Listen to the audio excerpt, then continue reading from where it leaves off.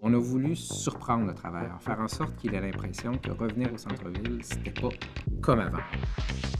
Le centre-ville a été l'un des secteurs les plus touchés par la pandémie. C'est dans ce contexte que la Chambre et le gouvernement du Québec se sont associés pour y ramener les travailleurs et les visiteurs.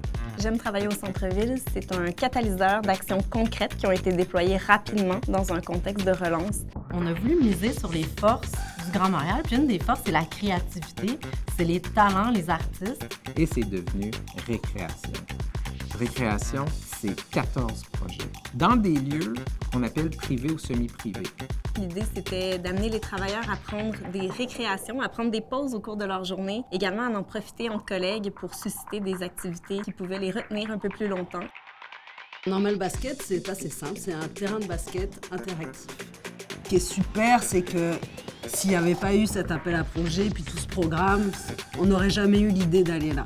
Mélanger un hôtel justement avec un terrain de basket, c'est des choses qu'on n'a pas l'habitude de voir. Donc, de créer des liens qui sont inhabituels, je pense que c'est ce qui fait qu'on développe des projets qui sont marquants. Miroir Miroir, c'était une expérience d'art immersif. Ce qu'on voulait faire, c'est avoir un parcours non linéaire où les gens ils peuvent découvrir d'une façon, découvrir d'une autre façon.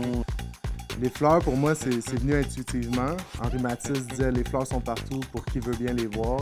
L'idée, c'est vraiment de célébrer la force que les Montréalais ont dû avoir ou doivent avoir dans les temps un peu plus difficiles. Je crois que de poser des fleurs de 10 tonnes au centre-ville, c'est un symbole de force, mais aussi de fragilité. C'est un milieu de vie, ce centre-ville de Montréal. Puis en étant un milieu de vie, il faut que tu aies de la création. Oui, il faut que tu aies des affaires, mais c'est un milieu créatif aussi. En amenant les créateurs, on amène autre chose, une expérience au centre-ville. Ce qu'on a à Montréal, c'est que les joueurs se tiennent ensemble. C'est vraiment un générateur d'effervescence collective, un centre-ville vibrant. Ça renforce notre image et notre réputation sur les marchés étrangers et l'international. Ça a permis de soutenir des projets pilotes qui maintenant ont été des beaux succès puis vont s'exporter à l'international.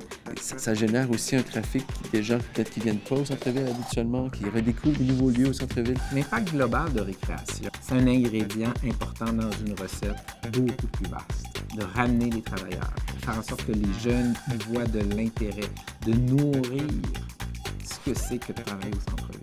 À la Chambre, on est fiers d'avoir soutenu la réalisation de ces 14 projets. Ils sont tous uniques. Les liens durables qu'on a créés entre le milieu des affaires et notre bassin de talents artistiques et créatifs sont là pour rester. Les projets temporaires ont marqué notre imaginaire, puis les projets permanents vont continuer d'embellir notre ville pour les années à venir.